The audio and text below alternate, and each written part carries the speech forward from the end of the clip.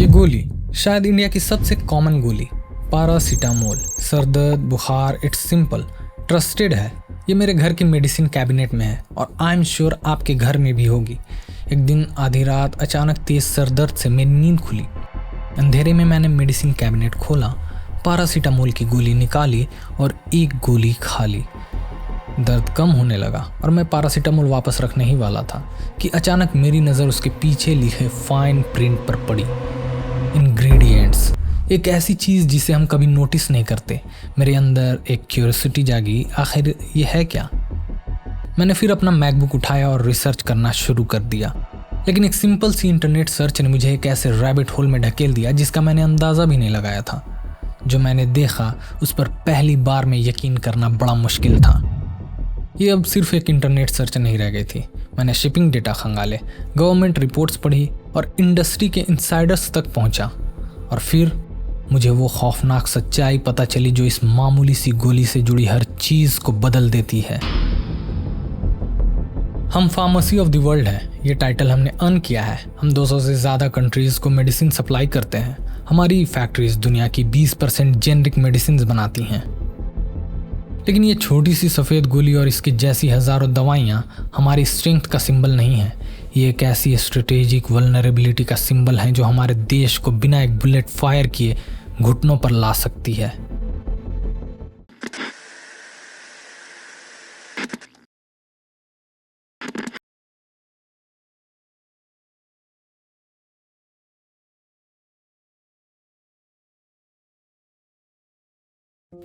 इस इल्यूजन का स्केल समझने के लिए आपको पहले हमारी सक्सेस का स्केल समझना होगा। हम जो स्टोरी खुद को और दुनिया को सुनाते हैं वह माइंड ब्लोइंग है। लास्ट फाइनेंशियल ईयर में इंडिया का फार्मा मार्केट करीब $50 बिलियन का था। हम वॉल्यूम के हिसाब से दुनिया के 3rd लार्जेस्ट प्रोड्यूसर हैं। मैंने नंबर्स चेक किए and they are genuinely impressive. हम यूनाइटेड स्टेट्स का 40% जेनरिक ड्रग सप्लाई करते हैं। यूनाइटेड किंगडम में यूज़ होने वाली हर 4 में से एक मेडिसिन मेड इन इंडिया है। अफ्रीका के लिए तो हम एक लाइफलाइन है, वहाँ की 50% ज़रूरत हम पूरी करते हैं। हम प्रोसेस का फाइनल स्टेप हैं। हम फॉर्मुलेशंस के मास्टर्स हैं, यानी केमिकल कंपाउंड को एक इफेक्टिव और सेफ टैबलेट, कैप्सूल या इंजेक्शन में बदलना। हम ये काम बाकी सबसे बेहतर, सस्ता और बड़े स्केल पर करते हैं। यही इमेज हम दुनिया को दिखाते हैं, स्ट्रेंथ, कैपेबिलिटी, सेल्फ रिलायंस। लेकिन फिर मुझे इस स्टोरी में एक क्रैक दिखा, एक डेटा पॉइंट जो फिट नहीं हो रहा था, एक ट्रेड स्टैटिस्टिक जो अजीब था। पता ये चला कि हम फाइनल स्टेप के तो मास्टर हैं, लेकिन फर्स्ट स्टेप पर हमारा कंट्रोल ऑलमोस्ट ख़त्म हो चुका है। किसी भी मेडिसिन का सबसे कोर कंपोनेंट होता है एक्टिव फार्मास्यूटिकल इंग्रेडिएंट, यानी API। ये वो केमिकल है जो दवाई को काम करने लायक बनाता है। और वो नंबर जिसने पूरा गेम बदल दिया वो ये है, इंडिया अपनी ज़रूरत का 70% APIs इंपोर्ट करता है। और ये आता कहाँ से है? हमारे सबसे बड़े जियोपॉलिटिकल एडवर्सरी से, चाइना। ये कोई पार्टनरशिप नहीं है, ये डिपेंडेंसी है। एक ऐसी डिपेंडेंसी जो हमारी सबसे बड़ी स्ट्रेंथ को एक ऐसी स्ट्रेटेजिक लायबिलिटी बना देती है जो कैटास्ट्रॉफी ला सकती है। फार्मेसी ऑफ द वर्ल्ड असल में दुनिया का वो फिनिशिंग फ्लोर है जिसका मास्टर स्विच बीजिंग में है।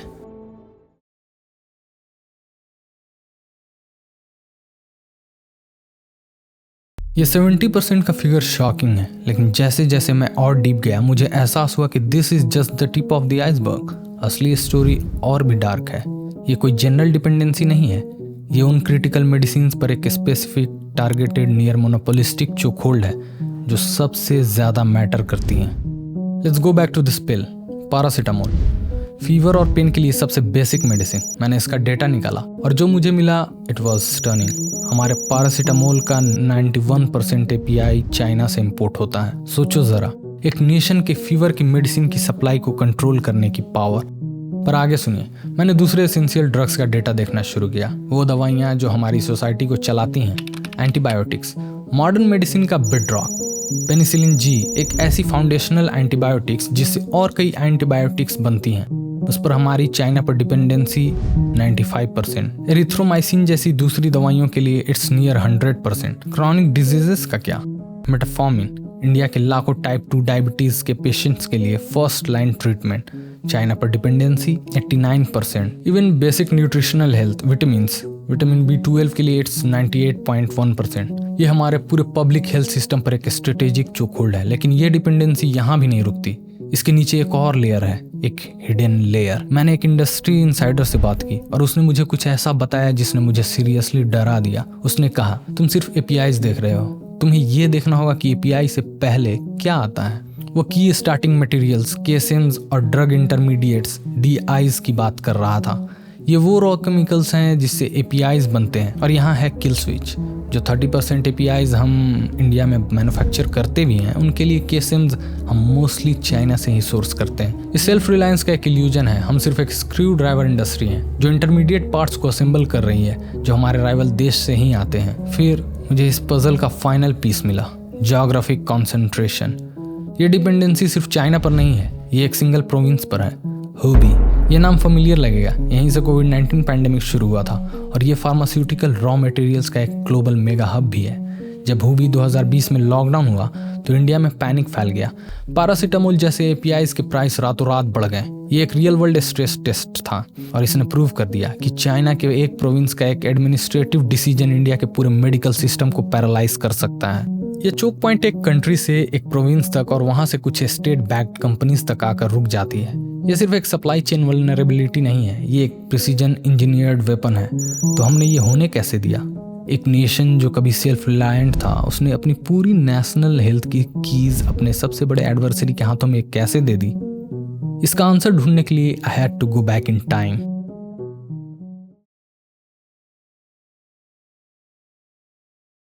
शॉकिंग बात यह है कि हमेशा से ऐसा नहीं था। इनफैक्ट ये हमारी हिस्ट्री के बिल्कुल ऑपोजिट है। आज़ादी के बाद इंडिया ने बड़ी प्लानिंग से एक सेल्फ रिलायंट एपीआई इंडस्ट्री बनाई थी। मास्टर स्ट्रोक था 1970 का इंडियन पेटेंट एक्ट। इस लॉ ने फाइनल प्रोडक्ट पर नहीं बल्कि दवाई बनाने के प्रोसेस पर पेटेंट अलाउ किया। इसने इंडियन इनोवेशन की एक वेव क्रिएट कर दी। हमारी कंपनीज रिवर्स इंजीनियरिंग की मास्टर बन गई। 1991 तक लिबरलाइजेशन से पहले एपीआईज के लिए चाइना पर हमारी डिपेंडेंसी ऑलमोस्ट जीरो थी, लेस देन 1%। हम एक balance self sufficient pharmaceutical ecosystem थे। तो फिर क्या बदला? एक सिंगल इवेंट 2001 में चाइना ने WTO ज्वाइन किया। ये कोई मार्केट एक्सीडेंट नहीं था। मैंने उनके पॉलिसी डॉक्यूमेंट्स, उनके 5-year प्लान्स एनालाइज किए हैं। ये बीजिंग की एक deliberate states driven industrial strategy का डायरेक्ट रिजल्ट था, जिसका मकसद स्ट्रेटेजिक सेक्टर्स को डोमिनेट करना था और वो पूरी प्लानिंग के साथ आए थे।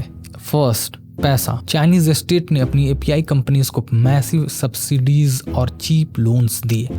उनकी फर्म्स 5 से 7% पर लोन ले सकती थी, जबकि हमारी इंडियन कंपनीज 11 से 14% पे कर रही थी। Second, scale. उन्होंने अपनी कंपनीज को सस्ती जमीन, सब्सिडाइज्ड इलेक्ट्रिसिटी और ऐसी इकोनॉमीज ऑफ स्केल दी कि हम उनसे कम्पीट ही नहीं कर सके। और थर्ड, सबसे deadly weapon, environmental arbitrage. API manufacturing एक highly polluting red category industry है। डिकेड्स तक चाइनीज फर्म ने काफ़ी रिलैक्स्ड एनवायरमेंटल रूल्स के अंडर काम किया। वो प्राइस डंप करने के लिए पॉल्यूशन डंप कर रहे थे, एक ऐसा एडवांटेज जो स्ट्रिक्ट लॉज में बंधी इंडियन फर्म्स कभी मैच नहीं कर सकती थी। रिजल्ट, उन्होंने स्टेट स्पॉन्सर्ड प्रीडेटरी प्राइसिंग की। उन्होंने इंडियन मार्केट को ऐसे एपीआई से फ्लड कर दिया जो हमारी अपनी फैक्ट्री से 20, 30, इवन 40% सस्ते थे। एक एक करके हमारी डोमेस्टिक एपीआईज यूनिट बंद हो गई। लेकिन इस स्टोरी में सिर्फ चाइना ही विलेन नहीं था, हम अपनी इस हालत के लिए खुद भी जिम्मेदार थे। हमारे अपने फार्मा जायंट्स ने एक कोल्ड राशनल बिजनेस डिसीजन लिया। लो मार्जिन हाई पॉल्यूशन वाले एपीआई बनाने के बिजनेस में क्यों पड़ना, जब आप हाई मार्जिन वाले फिनिश जेनरिक ड्रग्स एक्सपोर्ट करके जबरदस्त प्रॉफिट कमा सकते हो। चाइना से सस्ते एपीआईज खरीदना और फाइनल पील अमेरिका और यूरोप को बेचना ज्यादा प्रॉफिटेबल था।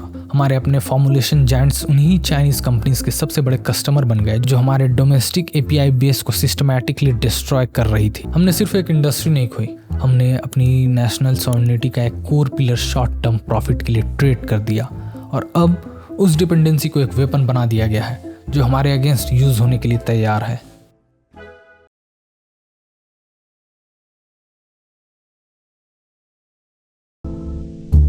ये थ्रेट थियोरेटिकल नहीं है, इसे ऑलरेडी टेस्ट किया जा चुका है। ये 4 शॉक्स हैं, वो वार्निंग जिन्हें हमने इग्नोर कर दिया। वार्निंग नंबर 1, 2017 का डोकलाम स्टैंड ऑफ। उस 73 डे मिलिट्री फेस ऑफ के टाइम देश में कुछ अजीब हुआ। इंडियन फार्मा कंपनीज ने चाइना से आने वाले एपीआईज के प्राइसेस में अचानक अनएक्सप्लेन्ड हाइक और सप्लाई डिसरप्शंस रिपोर्ट की। कोई ऑफिशियल अनाउंसमेंट नहीं हुई, ज़रूरत ही नहीं थी। ये बीजिंग से एक सटल सिग्नल था, एक वार्निंग शॉट।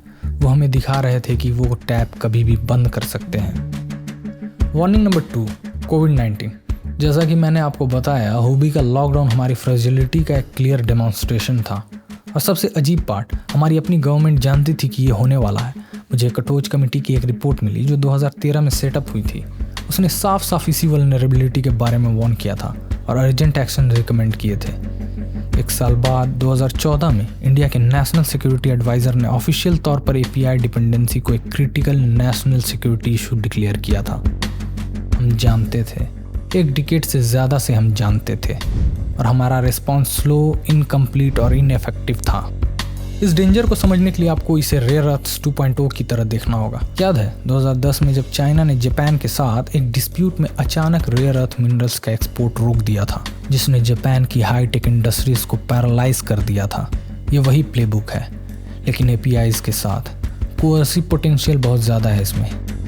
एक रेयर अर्थ्स एम्बार्गो फैक्ट्रीज को हर्ट करता है, एक एपीआई एम्बार्गो फैमिलीज को टारगेट करता है। 1.4 बिलियन लोगों को एंटीबायोटिक्स और डायबिटीज़ के मेडिसिन से डिनाई करने की पावर शायद एक स्टेट का दूसरे स्टेट पर सबसे पोटेंट नॉन मिलिट्री वेपन है। ऐसे जीती जाती है जंग, बिना लड़े।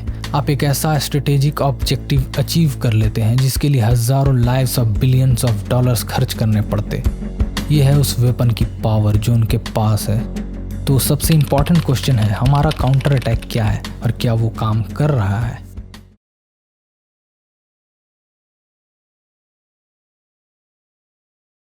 कोविड-19 शॉक के बाद न्यू दिल्ली ने अपना बड़ा काउंटर ऑफेंसिव लॉन्च किया, द प्रोडक्शन लिंक्ड इंसेंटिव यानी PLI स्कीम। प्लान था कि हमारी डोमेस्टिक बल्क इंडस्ट्री को रिवाइव करने के लिए करीब 6,940 करोड़ रुपीस इन्वेस्ट किए जाएं। और ऑन द सरफेस कुछ गुड न्यूज़ है। स्कीम ने इन्वेस्टमेंट अट्रैक्ट किया है, इनिशियल कमिटमेंट से भी ज़्यादा। इस साल के शुरुआत तक 34 नए प्रोजेक्ट्स ऑपरेशनल हो चुके थे। लेकिन जब मैंने इन हेडलाइन नंबर्स के नीचे स्क्रैच करना शुरू किया तो स्टोरी कोलैप्स होने लगी। Flaw number 1, it's simply not enough. PLI scheme के बावजूद मुझे डेटा मिला जो शो करता है कि लास्ट ईयर हमारे बल्क ड्रग इंपोर्ट्स में चाइना के शेयर एक्चुअली बढ़कर करीब 72% हो गए। हमारी डिपेंडेंसी हमारे सॉल्यूशन से ज़्यादा तेजी से बढ़ रही है। Flaw number 2, it's structurally imbalanced. ये सबसे क्रिटिकल फेल्योर है। हमारी सबसे सीवियर डिपेंडेंसी उन APIs पर है जो फर्मेंटेशन नाम के एक कॉम्प्लेक्स और एक्सपेंसिव प्रोसेस से बनते हैं, जैसे कि पेनिसिलिन। PLI स्कीम इनके लिए ज़्यादा इंसेंटिव देती है, लेकिन ये काम नहीं किया। मैंने एक पार्लियामेंट्री कमेटी की रिपोर्ट देखी, उसने ग्रेव कंसर्न के साथ नोट किया कि टोटल अप्रूव्ड प्रोजेक्ट्स में से सिर्फ 9 फर्मेंटेशन बेस्ड APIs के लिए थे और उन 9 में से सिर्फ 3 ऑपरेशनल थे। स्कीम वहाँ सक्सीड कर रही है जहाँ आसान है, लेकिन वहाँ फेल हो रही है जहाँ हमारी सबसे बड़ी स्ट्रेटेजिक वल्नरेबिलिटी है। Flaw number 3, the unspoken trade offs. इस इंडस्ट्री को रिबिल्ड करने की एक कीमत है। चाइनीज APIs सस्ते हैं क्योंकि वो स्टेट सब्सिडाइज्ड हैं। हमारे डोमेस्टिकली प्रोड्यूस्ड APIs इनएविटेबली महंगे होंगे। इनफैक्ट रिपोर्ट्स हैं कि चाइना ने ऑलरेडी एक प्राइस वॉर शुरू कर दी है। कुछ APIs के प्राइस 50% तक स्लैश कर दिए गए हैं ताकि हमारे नए PLI backed plants non viable हो जाएं। ये गवर्नमेंट को एक स्ट्रेटेजिक ट्रायलेमा में डाल देता है। आप सेल्फ रिलायंस चूज कर सकते हो या अफोर्डेबल मेडिसिन या एनवायरमेंटल प्रोटेक्शन, लेकिन अभी तीनों एक साथ अचीव करना इम्पॉसिबल लग रहा है। और finally the classic Indian story, bureaucracy. उसी पार्लियामेंट्री रिपोर्ट में PLI स्कीम में मैसिव डिलेज का जिक्र था, जिसका रीज़न था स्लो एनवायरमेंटल क्लियरेंसेज और लैंड एक्विजिशंस। हमारा अपना रेड टेप ही हमारे स्ट्रेटेजिक रिस्पॉन्स को क्रिपल कर रहा है। तो हमारा बड़ा काउंटर स्ट्रेटेजी बहुत स्लो है, इम्बैलेंस्ड है और ब्यूरोक्रेसी में फंसा हुआ है। ये एक ऐसी शील्ड है जिसमें छेद ही छेद है और सामने एक शार्प स्पीयर है। अगर ये आंसर नहीं है तो फिर क्या है?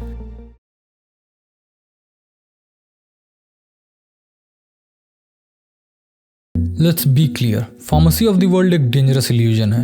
हर इंडियन घर में रखी मेडिसिन कैबिनेट अब एक अनडिक्लेयर्ड बैटलफील्ड है और हमारा करंट रिस्पॉन्स PLI स्कीम एक ऐसी शील्ड है जिसमें छेद ही छेद है।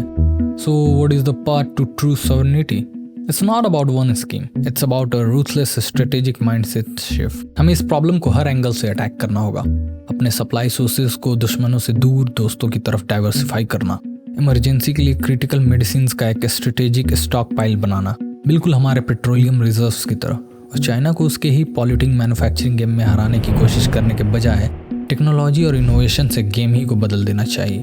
ये एक ऐसी लड़ाई है जिसे हमने चुना नहीं, लेकिन इसे जीतने के लिए हमें बिजनेस एज यूजुअल से आगे सोचना होगा। हमें अलायंसेस बनाने होंगे, स्ट्रेटेजिक रिजर्व्स बिल्ड करने होंगे और फ्यूचर की टेक्नोलॉजी में इन्वेस्ट करना होगा। मैंने ये जर्नी इस सिंपल सी गोली को देखते हुए शुरू की थी, एक सरदर्द का सॉल्यूशन। अब मैं इसे इसकी असलियत में देखता हूँ। ये एक राइवल पावर की सोची समझी स्ट्रैटेजी है। ये एक हिडन वल्नरेबिलिटी का सिंबल है जो हम में से हर एक को टच करती है। एक रिमाइंडर की रियल सॉवरेनिटी सिर्फ सोल्जर्स और टैंक से बॉर्डर डिफेंड करना नहीं है। ये उन इनविजिबल सप्लाई चेन्स को सिक्योर करना है जो एक नेशन को हेल्दी, स्टेबल और स्ट्रांग रखते हैं। ये एक ऐसी बैटल है जिसे हम हारने का रिस्क नहीं ले सकते।